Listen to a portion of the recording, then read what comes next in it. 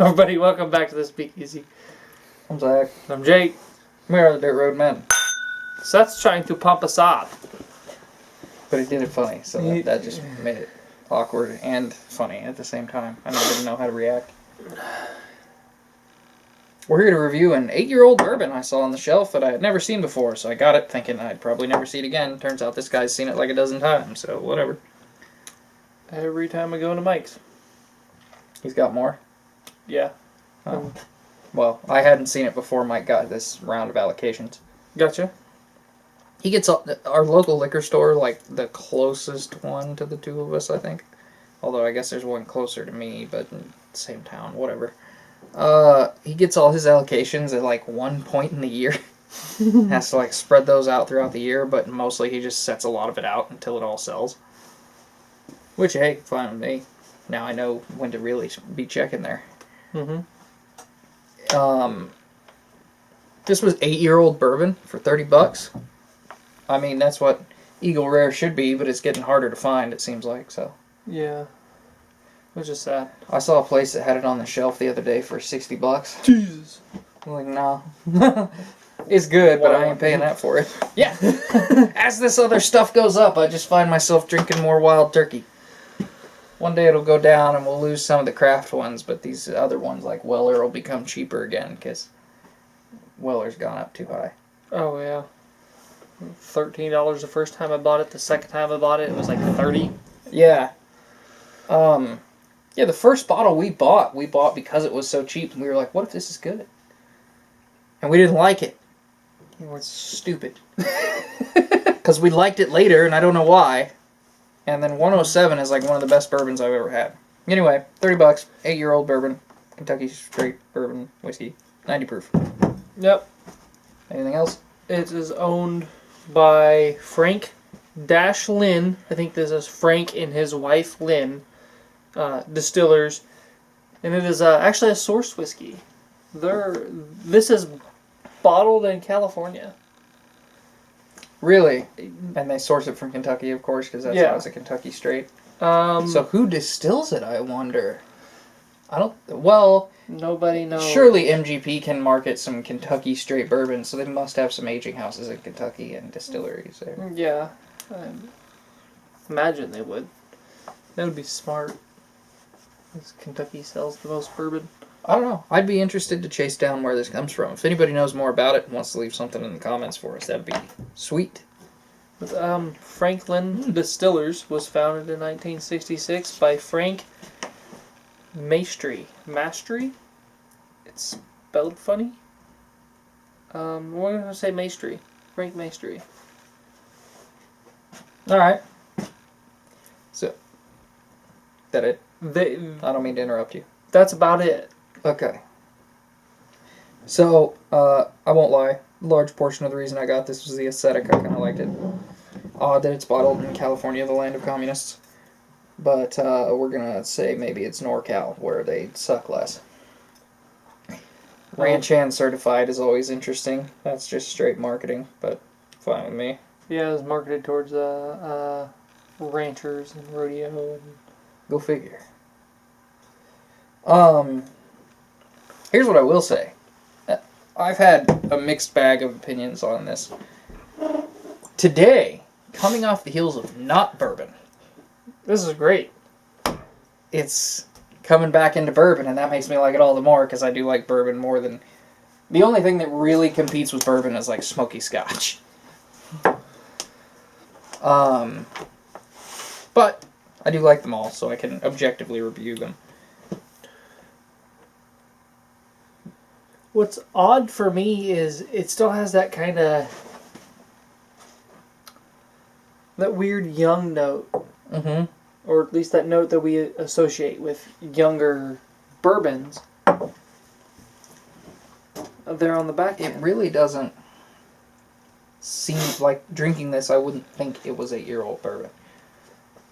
Now, this is lower proof than, say, what we drink most often, which is Wild Turkey 101, although this motherfucker's been on a lot of Evan Williams. But it's cheap. You also consume more whiskey than I do, especially right now, so...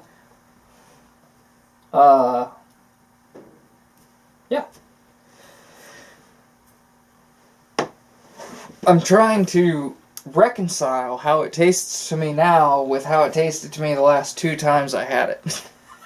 I'm gonna give it a 7. Yeah, that's about where I was at with it. And I came into this thinking I was going to put it at maybe a 6.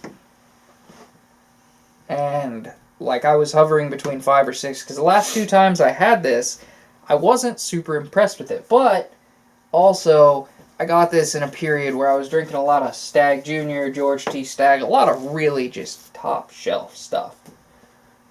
Literally, in this case. Well, some of this down here, too. But, yeah, I'm going to sit it at a 7. This is a fairly solid 8-year-old. It's worth visiting.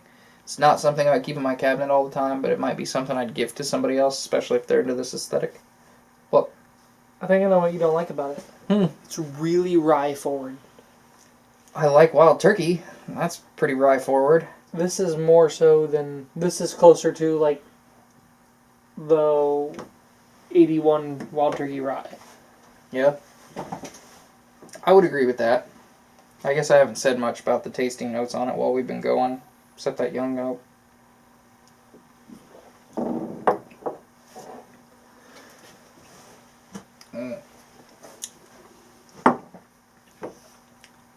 Alright, so here's my problem.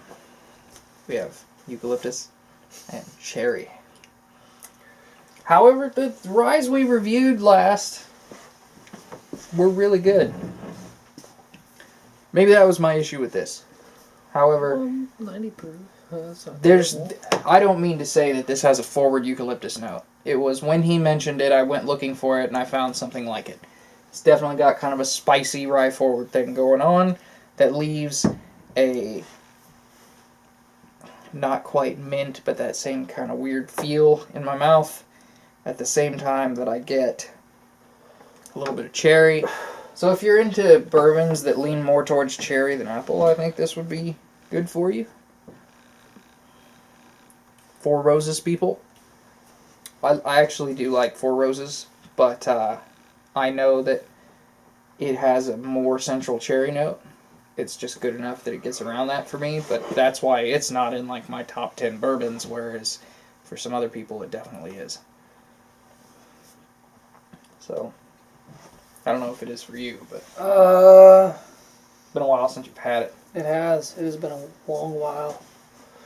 Plus, there's all the different recipes you can get at the single barrel. I didn't realize that you get different recipes of the single barrel. Yeah. Although you're almost only going to find those in barrel picks. Oh, okay. But if you get a single barrel strength barrel pick, it's going to probably be a different recipe than normal. That's how they'll get you the different flavor profile and charge you a little more. Huh. OBSO is one you would probably like. It's very cherry central, but it's also like one of the sweetest bourbons I've ever tasted. I also love the artificial cherry flavor. I hate it. So, Those cherry sours, little candies. yes, I hate those. I love them. I do like cordial cherries, though. Yeah. But those are like actual cherries. In chocolate, yes. Yeah. So everything is better wrapped around chocolate. Yeah. But yeah, I'd say this would be a solid 7. Yep. I think my distaste for it from before came from the notes he mentioned, but still coming back from an Irish whiskey to this, yeah, I'm going to put it squarely in that 7 category. Okay. Anything else? Nope. None for me. Alright. Till we see you again, I'm Zach. I'm Jake. I'm Jack. And we are the Dirt Road Men. You know the one thing I don't like about this new toast thing? What's up? The ding. It's not there. Oh. We gotta figure that out. Quick.